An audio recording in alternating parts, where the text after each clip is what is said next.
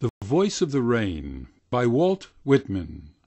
LibriVox.org. And who art thou?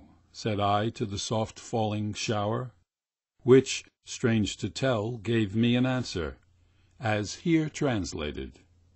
I am the poem of the earth, said the voice of the rain.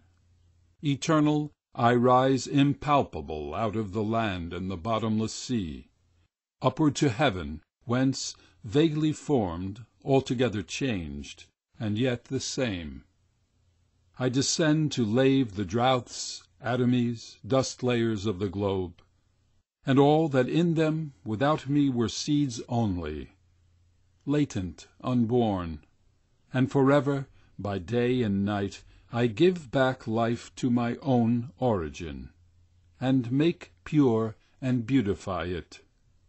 For song, issuing from its birthplace, after fulfilment, wandering, wrecked or unwrecked, duly with love returns. End of poem. This recording is in the public domain.